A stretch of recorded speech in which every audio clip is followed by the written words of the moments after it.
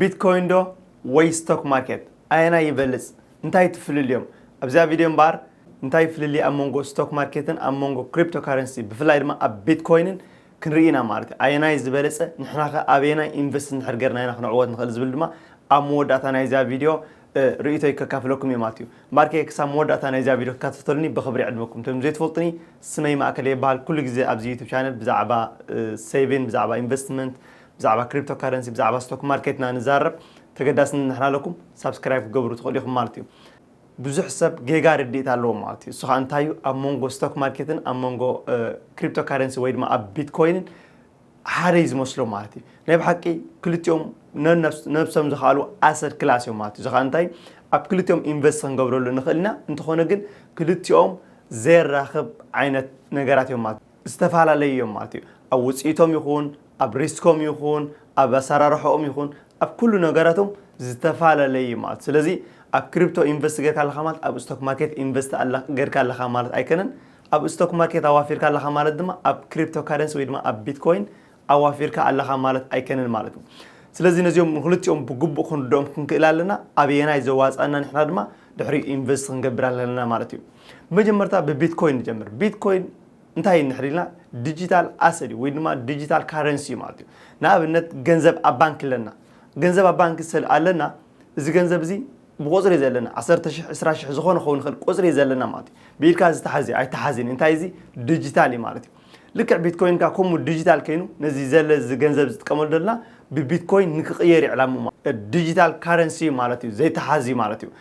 ኣብ ሩስዩ መዓዝ ተጀሚሩ ንሕሪና 2009 ማለት እዩ ከባቢ 12 ዓመት ገለገለሎ ማለት እዩ ሓድሽ ኣሰድ ክላስ ማለት እዩ በቲ ሓደ ሸነኽ እንድሕር ስቶክ ማርኬት ንሕር መፂና ስቶክ ማርኬት ክንብል ከለና ኣብ ካምፓኒ ወይ ድማ ኣብ ቢዝነስ ኢንዳይሬክትሊ ኢንቨስት ንገብር ኣለና ማለት እዩ ንበል ንምሳሌ ንሕር እስኻ ቢዝነስ ከፊትካ ንሕርና እንዳ መሻጢ ድዩ እንዳ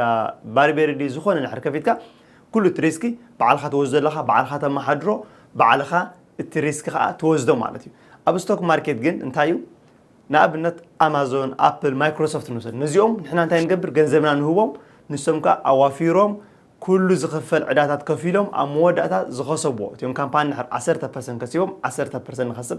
20% ንሕር ከሲቦም 20% ንኸስብ ከምኡ ከዓ ንሕር 10% ዳውን ከይዶም ዳውን ንኸይድ ምስኦም ማለት እዩ ንሕር ዘይከሲቦም ከዓ ኣይንኸስብና ማለት ስለዚ እንታይ ኣብ ስቶክ ማርኬት ኢንቨስት ክገብር ከለኻ ኣብ ቢዝነስ ወይ ድማ ኣብ ካምፓኒታት ኢንዳይሬክትሊ ብተዘዋዋሪ መገዲ ተዋፍር ኣለኻ ማለት እዩ ከምኡ እውን ስቶክ ማርኬት መዓዝ ተጀሚሩ ንሕሪልና 200-300 ዓመት ዝገበረ ማለት እዩ ናይ ትማሊ ወይ ናይ ቀረባ ግዜ ዝጀመረ ይከነ ማለት እዩ ነዊሕ ታሪክ ዘለዎ እዩ ስቶክ ማርኬት ማለት እዩ ስለዚ ምስ ቢትኮይን ተቀዳማይ ዝፈላለዩ እንታይ ቢትኮይን ቀዳማይ ቢዝነስ ኣይከነን እንታይ እዩ ዲጂታል ካረንሲ እዩ ስቶክ ማርኬት ካ በቲ ሓደ ሸነኽ እንታይ እዩ ቢዝነስ እዩ ማለት እዩ ኣብ ቢዝነስ ተዋፍር ኣለኻ ማለት እዩ ኣብ ካምፓኒታት ተዋፍር ኣለኻ ማለት እዩ ከምኡ እውን ክሪፕቶ ካረንሲ ሓድሽ 2009 ዝተጀመረ እዩ በቲ ሓደ ሸነኻ ስቶክ ማርኬት ክንብል ከለና ነዊሕ ግዜ ደቁፀረ እዩ ማለት እዩ ሪስኪ ኣለዎም ድዩ የብሎም ንዝብል ሕቶ ድማ ናይ ብሓቂ ክልቲኦም ሪስክ ኣለዎም ኣብ ስቶክ ማርኬት ኢንቨስት ጌርካ ኣብ ዝኾነ ዓይነት ቢዝነስ ኢንቨስት ክገብር ከለኻ ወይ ከተዋፍር ከለኻ ገንዘብ ሪስኪ ግድነት እዩ ማለት እዩ ሪስክ ዘይብሉ ቢዝነስ የለን ማለት እዩ ብኣንጻሩ ኣብዚ ዓዲ እንታይ እዩ ወፍሪ ጥራይ ዘይኮነ ሪስክ ዘለዎ ገንዘብካ ካሽ ኣብ ባንኪ ምቕማጥ እውን ሪስክ እዩ ንምንታይ ንሕረልኩምኒ ኢንፍሌሽን ዝቕባበ ዓመታዊ 2-3% ይጎድል ገንዘብካ ማለት እዩ $10,000 ሕጂ ዘላ $10,000 ድሕሪ 10 ዓመት ትጥቀመላ $10,000 ሓደ ይከናን ምናልባት እዚ ሕጂ ዝጥቀመላ ዘለኻ $10,000 ድሕሪ 5-10 ዓመት ምናልባት $7,000-8,000 ከይናያ ከተገልግለካ ማለት እዩ ምክንያቱ ኩሉ ኣብ ከባቢና ዘለ ንሕሪኢናዮ ሃለኽቲ ነገራት እንዳኸበሩ ይኸይድ ማለት እዩ ኩሉ ዓይነት ነገራት እንዳኸበረ ስለ ዝኸይድ ገንዘብና ድማ ንሕር ዘይከብር ኣሎ ኮይኑ ንሕር ዘይዓቢ ኣሎ ኮይኑ እንታይ ይከውን ኢንፍሌሽን የጋጥመሉ ወይ ድማ ዝቕባበ የጋጥመሉ ማለት ስለዚ ኣብ ስቶክ ማርኬት ምውፋር ሪስክ ኣለዎ ሪስክ ኣለዎ ኣብ ስቶክ ማርኬት ዘይምውፋር ከዓ ዝዓበየ ሪስኪ ኣለዎ ማለት እዩ እንታይ እቲ ሪስኪ ናይ ክልቲኦም ንሕሪኢናዮ ግን ንኣብነት ናይ ቢትኮይን ሪስኪ እንታይ እዩ ንሕሪኢልና ሞር ቮላታሊቲ ኣለዎ ማለት እዩ እንታይ እዩ ስኻ ቮላታሊቲ ክንብል ከለና ብዙሕ ኣፕ ኤንድ ዳውን ኣለዎ ማለት እዩ ብዙሕ ኣፕ ኤንድ ዳውን መዓልታዊ 10-15% ይወርድን ይድይብን ማለት እዩ መዓልታዊ ዝብለኩም ዘለኹ እዚ ንኣብነት $10,000 ንሕር ንጎ ኣሚትካ ድሕሪ ሰዓት $9,000 ክትሪኣ ትኽእል ኢኻ ምምኪን ድሕሪ ሰዓትን ፈርኣን 11,000 ክትሪኣ ትኽእል ኢኻ ማለት እዩ ስለዚ ብዙሕ ክብል ነጥቕና ኣለዎ ማለት እዩ እዚ ከዓ እንታይ ስለ ዝኾነ ንሕሪልና ቀዳማይ ሓድሽ ኣሰድ ክላስ እዩ ካልኣይ ሕጋውነት የብሉን ገና ሕጋዊ ኣይከነና ኣሎ ማለት እዩ ሳልሳይ ብውልቃውያን ሰባት ንኣብነት ከም በዓል ኢሎን ማስክ ወይ ሃብታማት ብዙሓት ሰባት ውልቃውያን ሰባት እውን ነዚ ማርኬት ናብ ድላይም ክጠውዩ ይኽእሉ እዮም ማለት እዩ ምክንያቱ እንታይ እዩ ሬጉሌትድ ኣይኮነን ገና ፅኑዕ ሕጊ ኣይሰፍሮን ኣሎ ማለት እዩ ሕጋውነቱ ገና ዘይደልደለ ስለ ዘለ ዝኾነ ኣብቲ ማርኬት እንታይ ገብርዎ ነቲ ማርኬት ክጋማጥሎ ይኽእል ማለት እዩ ከምኡ እውን እስካም ኣሎ ማለት እስካም ከ እንታይ ዜናታት ማለት እዩ ብግሩፕ ኮይኖም ሰባት ብሶሻል ሚድያ ብትዊተር ብብዙሕ ዓይነት መዳያት ናይ ሶሻል ሚድያ ኮይኖም ግሩፕ ኮይኖም እንታይ ገብሩ ስቶክ ገዚ ንግዛእ ቢትኮይን ክዲብያ ነበሩ ዜና ብኣድቨርታይዝን ብገለንገሮም ነሰብ ብሙሉኡ እንታይ ገብሩ የናውፁ ማለት ሰብ ካሽዑ ምግዛእ ኣይጀምር ማለት ቢትኮይን ሽዑ ኣብ ውሽጢ ሓፂር ግዜ ላዕሊ ትበፅሕ ማለት ላዕሊ ምስ በፅሐት እቲ ሰብ እንታይ ዝመስሎ እቲ ዘይፈልጥ ሰብ እቲ ናቱ ኢሞሽን ማስተር ስለ ዘይገብሮ ክዲብ ጥራይ ኢሉ ዝኣምን ማለት ክዲብ ኢሉ ስለ ዝኣምን ሞር ይገዝእ ማለት እዩ ሞር እናገዝእ ከይድ ከለ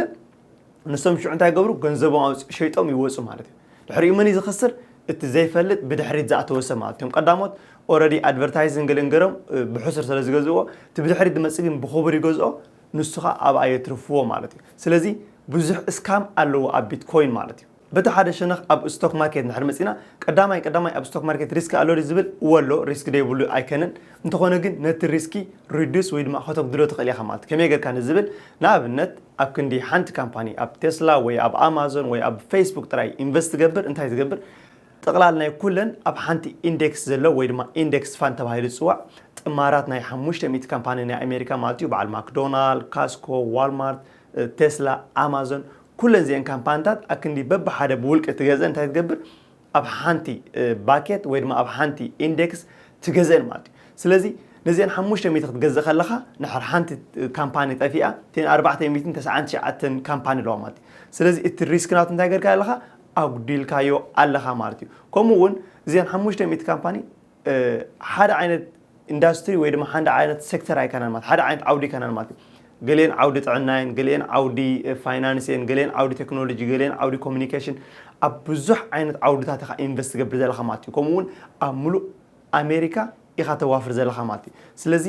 እቲ ሪስክ ናትካ ሙሉእ ብሙሉእ ኣጉዲልካዮ ኣለኻ ማለት እዩ ከምኡ እውን ኣብ ስቶክ ማርኬት ብዙሕ ሪስክ ትርኢን ኢኻ ወይ ድማ ብዙሕ ቮላታሊቲ ከም ዝበልናዮ ኣብ ናይ ክሪፕቶ 15% መዓልታዊ ዝበልናዮ ኣብ ናይ ስቶክ ማርኬት ከምኡ ኣይረአይን ማለት ምናልባት መዓልታዊ 2-3% እንተበዚሕ ኢኻ ማለት እንተበፅሕ እምበር ኣይበፅሕን ማለት ብፍላይ እቲ S&P 500 ወይ ድማ እዚ ኢንዴክስ ክብለኩም ፀናሕኹ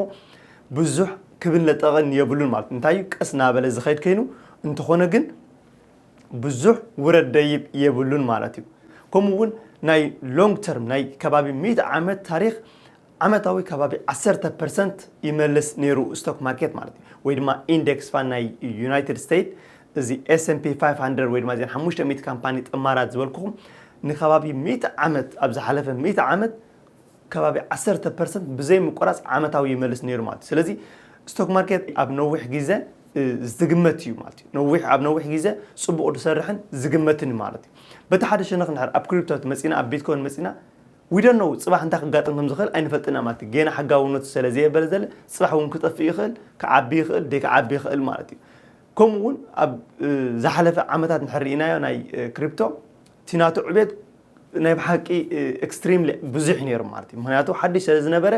ካብ ኣሽሓት ናብ 50-70 ዶላር ይበፅሑ ማለት እዩ ስለዚ ዕቤት ኣለዎ ብዙሕ ዕቤት ኣለዎ ኣብ ክሪፕቶ ካረንሲ እንተኾነ ግን ሃይ ሪስክ ኣለዎ ማለት እዩ ከምቲ ዓንተወይ ዝገለጽናዮ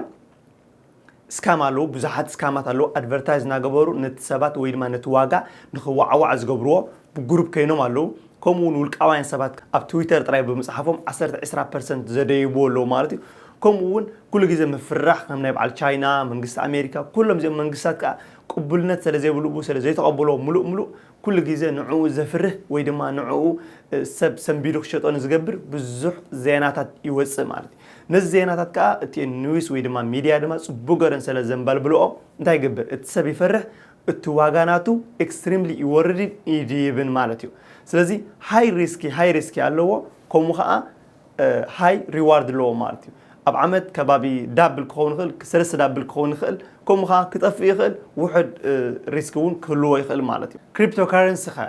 ከምቲ ናይ ስቶክ ማርኬት ኢንዴክስ ገዚእና ነቲ ሪስክ ክነጉድሎ ንኽእል ዝበልና كنقدلو نخل دينا نزبل دما يا كاليو انت خونا جن سبيشالي بيتكوين جن ولا حنت تقبر تقلني خمالتي انت خد تقبر تقطع أنكو تقبر تقل كالي كريبتوتات كتجزء مالتي ناقشت كريبتوتات كان مع الإيثيريوم كان مع الدوج كوين قال خطوة السخ يخاط تقل مالتي انت خونا جن ستيل زيومون ولا حنت وحسنة يبلو من مالتي أي كم استوك ماركت مالتي أب استوك ماركت جن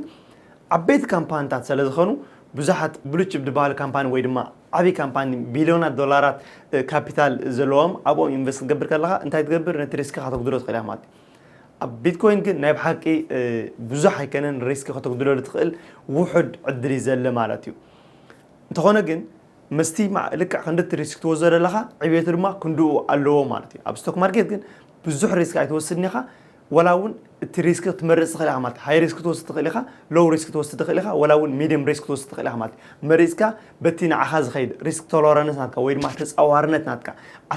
كقدر لك نديس معك آخر وين 10% بتينا عخاز زم معك مريسكا كتوصل تخليها مالتي أبيتكوين جن كمود بهالنجاري للمالتي التريسكي نقول لسب حدا عينة ريسكي زقات مو مالتي أبستوك ماركت جن نابنت ناتين ناي كالي سبن بورتفوليو وين ما نحن نجوزو عينة كامبانات زستفعل لي مغنياتو ناتي علاماي بينيو ناتي عدمي بينيو كم ناتي ريسك تولرانس ويد ما تصورنت ناي فرحي بيني مالتي مش كل سب حدا كنس ناتي بورتفوليو كامنا كل سب استفعلي مالتي كل سب زستفعلي عينة بورتفوليو يزلو مالتي أب بيتكوين جن كم ربح النجاريل زي تقندي ناي بيتكوين ريسك زلو مالتي نتايو ريجوليتر سلازي كان بزح ريجوليتر ويدما بزح حق سلازي له بزح سكام اكاونت كخفت يخل كومون بزح سكامر هاك كغبرو خايخولو بزح اب سوشيال ميديا سب لايك زارب خل بزح نجر مقدي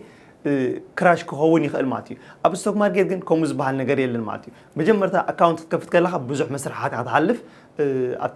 تركبل دلها عدي اي دي ديو ادراشه هذا قال باسبورت ديو قال لي بزح حتى خايم مالتي معناته منتاي حقاو سلازخنه حقاونه كتمال كتكل على مالتي كمون زخونه سمصيو ايلون ماسك دي ويناي امازون دي جيف بيزوس مصيو اب تويتر صحيفو 10% 10% زغدلو المخنيات يلن اب ستوك ماركت مالتي ولا حدا سب عقم حساب كندو يبلون كم زنا بيتكوين حفكوف قبل زخل سب يبلون مالتي انتاي زي كامباني سلازخنه مالت اب كامباني انفستر زغبر دلها unless تين كامباني انفست كالن زلها ويدما تين كامباني اوافير كالن زلها زخونه فاندمنتالي ويدما زخونه مسرتاو نغرناتن نحر قيرو مالتي نبلنا ابنت نحر اب كوكا كولا انفست كالها نحر كوكا كولا زخونه حما نغر غرم ابتي دشطو مستتات نحر موها بعالم ملو تفهمفينو وين بعالم ملو زخونه نغر حدغاغاطيمون زي كوكا كولا منالبات كوكا كولا واغو 10-30% كورد يخل مالتي انت زي كوين ግን ሓደ ሰብ ትዊተር ገሩ ወይ ሓደ ሰብ ኣብ ቲክቶክ ተዛሪቡ ወይ ሓደ ሰብ ኣብ ዩቲዩብ ወፂ ተዛሪቡ ዝኾነ ነገር ዝጎድል ነገር የለን ማለት ነው ኩሉ ግዜ እቲ ቢዝነስ ክሳብ ዝሰርሕ ክሳብ ዘለ እቲ ዋጋ ዝኾነ ዝጎድለሉ ነገር የብሉን ማለት እዩ ከምኡውን ስቶክ ማርኬት ክራሽ ይኸውን እንተኾነ ግን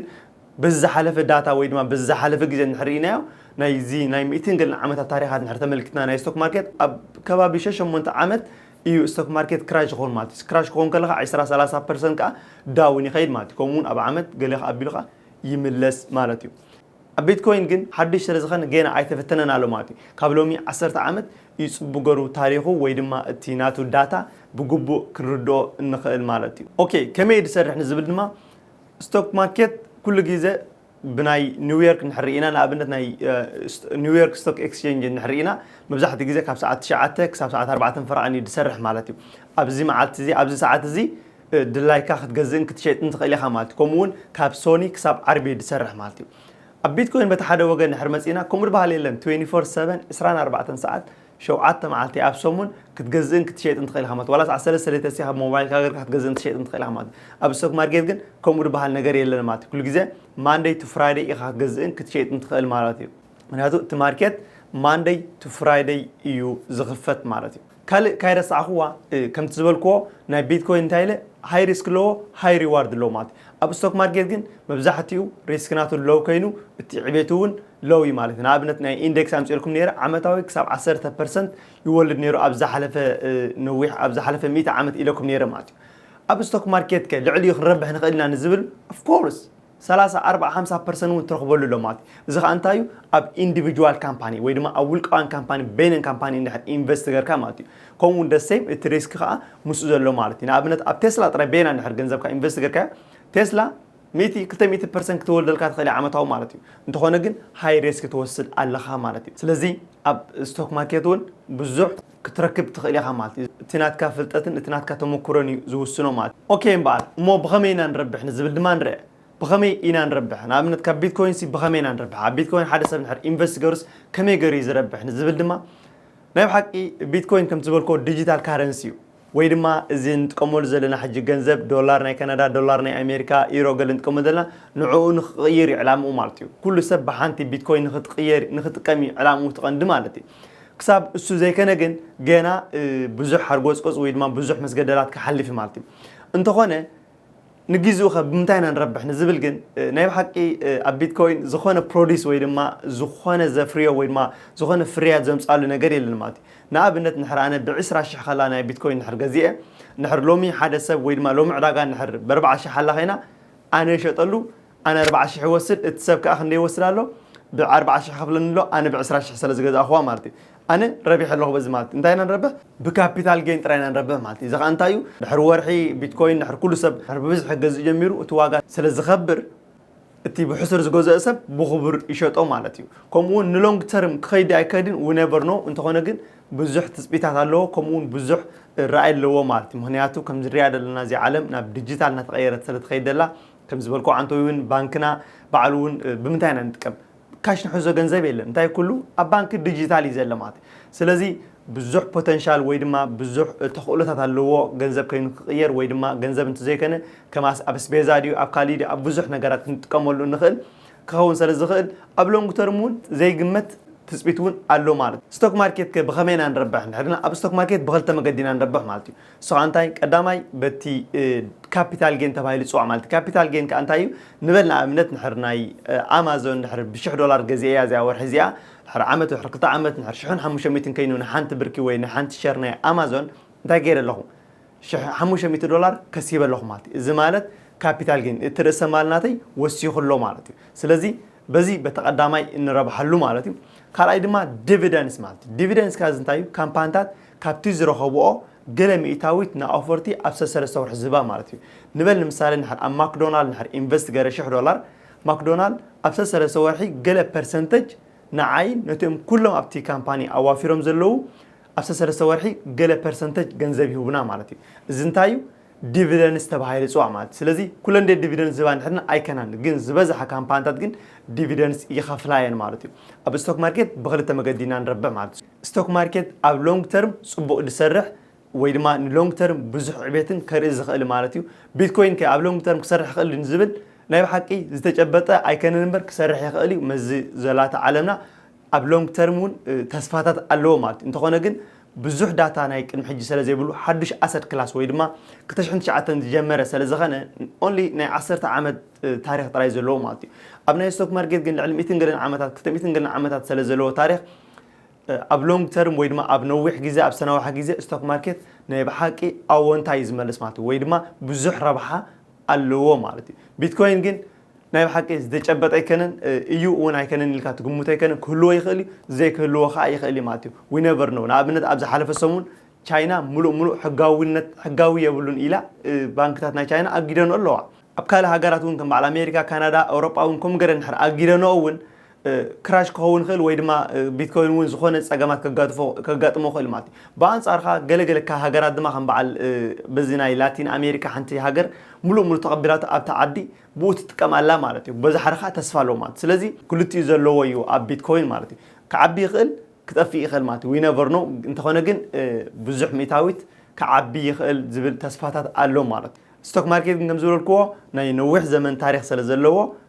أب لونج ترم صبوا السرح يوم مالتي أوكي مبار أموداتا نايزا فيديو بسيحلهم أينا يزبل السخن أبينا إنفست نقبر نخل زبل دما نايب حقي كلتي صبوي أنت خنا جن ستوك ماركت تستمر راسن تزبل سني بالماتي مهنياتو قدامي حقاونتو كالاي ناي نوح عمتات تاريخ زلوا سالساي دما ناخد قمتو بزح أشجاري زي كنا مالتي مهنياتو ناي بزح تاريخ داتا نقدر محجي سلزرعنا كومون كامبانتات بروديس سلزجبرا كامبانتات فريا سلزفريا قدنتي كتعود أب لونج ترم مالتي أب بيتكوين حرمت أنا بتحرق قدامي لونج ترم كسرح دي ذيك سرح ብዙሕ ኣፍልጦ የብልናን ማለት እዩ ዝኾነ ሰብ ክሰርሕ ወይ ወንኑ ኢልኩም ለሰልካ ደኸ ሰብ የለን ማለት እዩ ንኣብነት ከምዚ ዓንቶ ዝገልጽኮ ናይ ቻይና ዲክላይን ገረን ኣለዎ ማለት እዩ ስለዚ ብዙሕ ፀገም ክመጽእ ይኽእል ማለት እዩ ዝተጨበጠ ኣይከነን ማለት እዩ ከምኡ ስለ ዝኾነ ኣነ ስቶክ ማርኬት ንኹሉ ሰብ ኢንቨስት ክገብር ወይ ድማ ቅድም ብዛዕባ ስቶክ ማርኬት ብዙሕ ኣፍልጦ ሒዙ ኣብ ስቶክ ማርኬት ብዝተኽኣለ ገንዘቡ ኣፊሩ ዝተረፈ ገለ ሚእታዊት 10% ወይ 5% ድዩ ጠፊአን ዘጉዮ ገንዘብ ኣብ ቢትኮይን ኢንቨስት ክገብር ከለ ተመራጽ ኮይኑ ይስማዓኒ ማለት እዩ እንተዘይ ኮይኑ ግን ኩሉ ገንዘብካ ኣምፂኻ ቢትኮይን ብዙሕ ወልደለ ኢልካ ንድሕር ኣብ ቢትኮይን ገርካየን ብዙሕ ምጥፋእ እውን ከም ዘለ ዘይምርሳዕ ማለት እዩ ስለዚ ቀስ ኢልካ ክትትም ንድሕር ዲስፕሊን ገርካ ክትትም ወይ ክትዓቢ ንድሕር ደሊኻ እቲ ዝበለጸ መገዲ ስቶክ ማርኬት ማለት እዩ ንድሕር ጋምብሊን ወይ ድማ እንድሕር ኣብ ጽባሕ ኣብ ዓመት ንድሕር ክትትም ወይ ድማ ገንዘብካ ኣብ ቁርብ ግዜ ንድሕር ሰማይ ክድይብ ወይ ክጠፍእ ንድሕር ደሊኻ ድማ cryptocurrency ማለት እዩ ኣነ ፐርሰናሊ ክንደይ ኢንቨስት ገረ ኣለኹ ዝብል ድማ ኣብ ስቶክ ማርኬት 900 ገንዘበይ ኣብ ስቶክ ማርኬት ኢንቨስት ዝገብሩ ማለት እዩ ዝኾነ ዓይነት ኣታው ዘእተኽዎ 900 ገንዘበይ ኣብ ስቶክ ማርኬት ዝኸይድ ማለት እዩ 10% ድማ ናብ ክሪፕቶካረንሲ ወይ ድማ ኣብ ቢትኮይን ኣብ ካልእ ክሪፕቶ ከም በዓል ኢተሪየም ከም በዓል ላይትኮይን ዝበሃሉ ዓበይቲ ክሪፕቶ ኣብኡ የዋፍሮ ማለት እዩ ስለዚ ናይ ብሓቂ እቲ ዝበለጸ ብፍላይ ንጀመርቲ ዝኾነ ጀማሪ ስቶክ ማርኬት ኢንቨስት ሃይገበረ ናብ ክሪፕቶካረንሲ ክኸይድ ጽቡቕ ኮይኑ ኣይስማዓንን ማለት እዩ እዚ ናተይ ርእይተይ ማለት እዩ ንስኹም ከዓ ሪኢኹም ኣለኹም ትፍልሊ ኣይናይ ጽቡቕን ኣይናይ ሕማቕን መዚንኩም ከዓ እቲ ፍርዲ ናባኹም ይገድፎ ማለት እዩ ከም ኩሉ ግዜ እዚ ኣብዚ ቪድዮ ዘቕርቦ ኣብዚ ቻነል ዘቕርቦ ኩሉ ትምህርትታት ወይ ብዛዕባ ቢትኮይን ብዛዕባ ኢንቨስትመንት እዚ ንትምህርትን ሓበሬታን እምበር ኣማኻሪ ናይ ዝኾነ ሰብ ኣነ ኣይኮንኩን ማለት እዩ ቅድሚ ዝኾነ ነገር ውሳነ ምውሳንኩም ኩሉ ግዜ ሜክ ሹር ናትኩም መጽናዕቲ ናትኩም ሪሰርች ክትገብሩ በዚ ጋጣሚ የተሓስበኩም ማለት እዩ እዚኣ ቪድዮ ንሕርፈትኹማ ላይክ በልዋ ናብ ካልኦት ሰባት ክትበጽሕ ሼር ግበርሎም ከምኡ እውን እቶም ሳብስክራይብ ዘይገበርኩም ሳብስክራይብ ግበሩ ኣብ ካልእ ቪድዮ የራኽበና ሰላም መዓልቲ ሰላም